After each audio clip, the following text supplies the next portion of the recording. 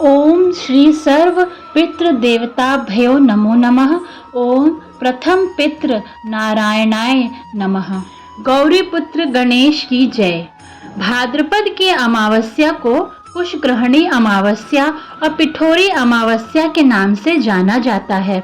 इस साल भाद्रपद मास की अमावस्या 14 सितंबर को है।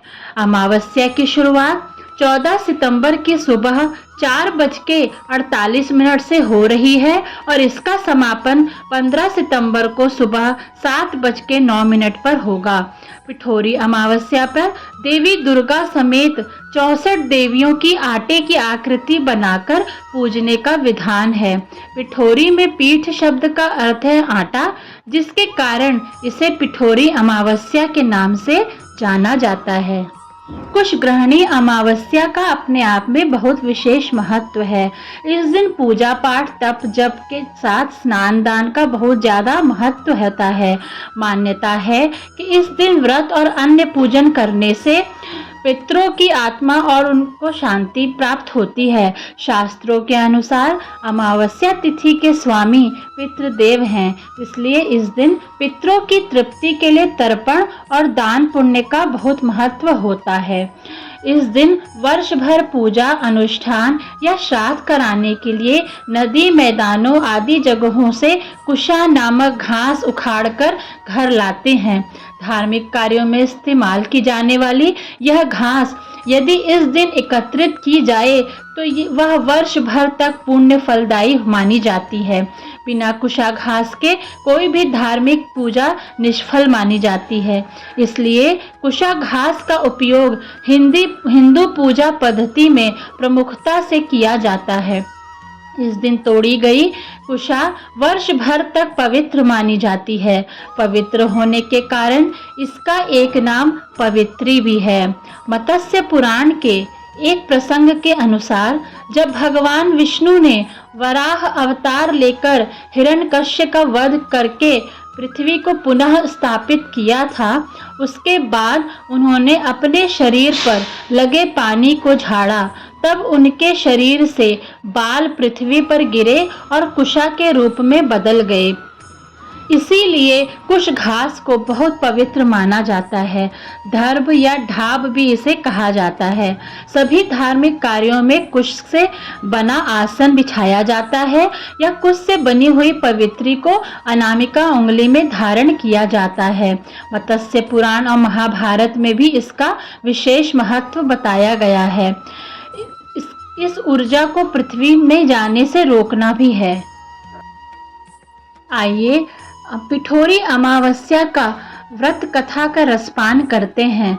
गौरी पुत्र गणेश का नाम लेकर कथा शुरू करते हैं। कथा को प्रसन्नचित्त मन से और अंत तक जरूर सुनिएगा। पिठोरी अमावस्या की व्रत कथा के अनुसार बहुत समय पहले की बात है। एक परिवार में 7 भाई थे। सभी का विवाह हो चुका था। सबके छोटे छोटे बच्चे भी थे। परिवार की सलामती के लिए 7 भाइयों की पत्नी पिठोरी अमावस्या का व्रत रखना चाहती थी। लेकिन जब पहले साल बड़े भाई की पत्नी ने व्रत रखा तो उनके बेटे की मृत्यु हो गई। दूसरे साल फिर एक और बेटे की मृत्यु हो गई। 7वें साल भी ऐसा ही हुआ। तब बड़े भाई की पत्नी ने इस बार अपने मृत पुत्र का शव कहीं छिपा दिया। गांव की कुल देवी माँ पोलेरमा उस समय गांव के लोगों की रक्षा के लिए पहरा दे रही थी। उन्होंने जब इस दुखी माँ को देखा तो वजह जाननी चाहिए। तब बड़े भाई की पत्नी ने सारा किस्सा पोलेरमा को सुनाया तो देवी को उस पर दया आ गई। देवी पोलेरमा ने उस दुखी माँ से कहा कि वह उन सभी स्थानों पर हल्दी छिड़क दे जहाँ जहाँ उनके बेटों का अंतिम संस्कार हुआ है। तब बड़े भाई की पत्नी ने ऐसा ही किया। जब वह घर लौटी तो 7 पुत्र को जीवित देखा। उसकी खुशी का ठिकाना न रहा।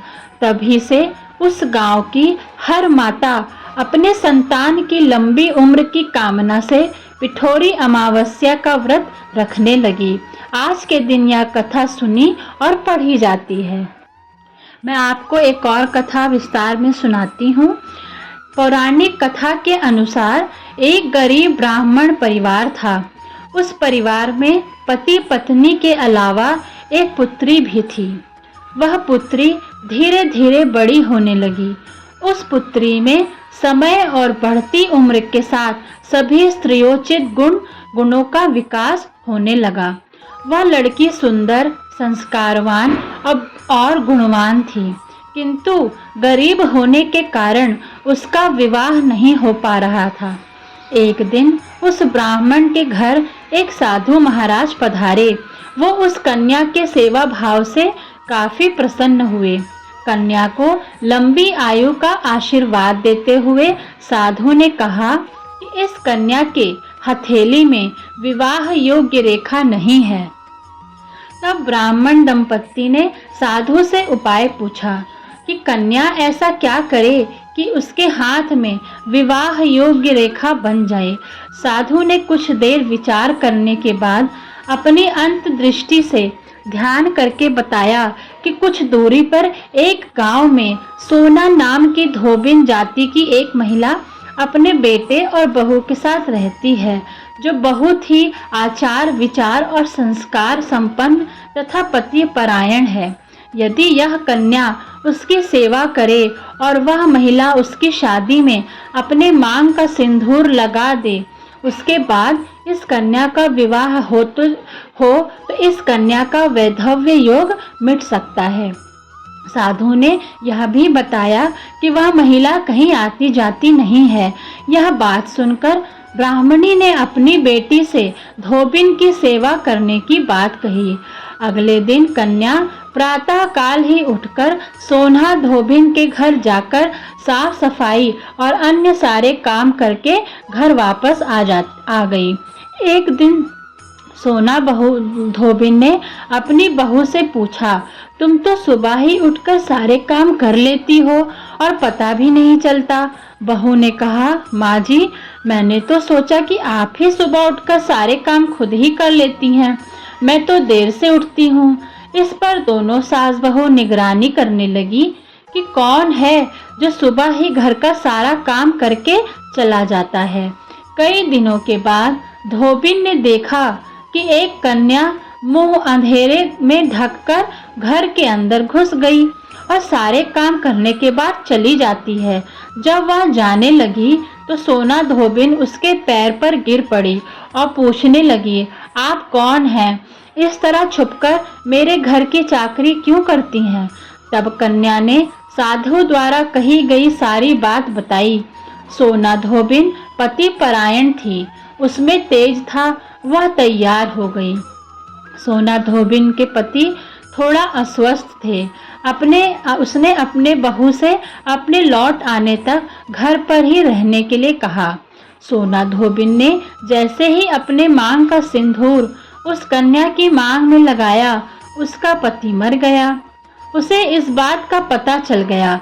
वह घर से निराजल ही चली थी, यह सोचकर कि रास्ते में कहीं पीपल का पेड़ मिलेगा तो उसे भंवरी देकर और उसकी परिक्रमा करके ही जल ग्रहण करेगी।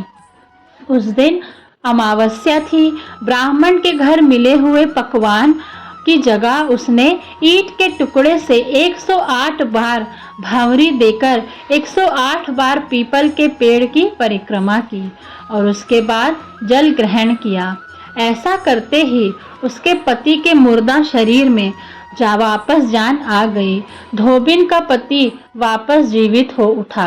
इसलिए अमावस्या के दिन से शुरू करके जो व्यक्ति हर अमावस्या के दिन भंवरी देता है, उसके सुख और सौभाग्य में वृद्धि होती है। पीपल के पेड़ में सभी देवों का वास होता है, अतः जो व्यक्ति हर अमावस्या को ना कर सके, वह सोमवार को पड़ने वाली अमावस्या के दिन यदि 108 वस्तुओं की भंवरी देकर सोना धोबिन और गौरी गणेश का पूजन करता है, उसे अखंड सौभाग्य की प्राप्ति होती है। ऐसी परंपरा है कि सोमवती अमावस्या या किसी भी दिन अमावस्या के दिन दान, पान, हल्दी, सिंदूर, सुपारी की भंवरी दी जाती है और सामर्थ्य के हिसाब से फल, मिठाई, सुहाग की सामग्री, खाने की सामग्री इत्यादि की भंवरी भी दी जाती है। और फिर भंवरी पर चढ़ाया गया सामान किसी सुपात्र ब्राह्मण, ननद या भांजे को दिया जाता है। भंवरी का सामान अपने गोत्र या अपने से निम्न गोत्र में दान नहीं देना चाहिए।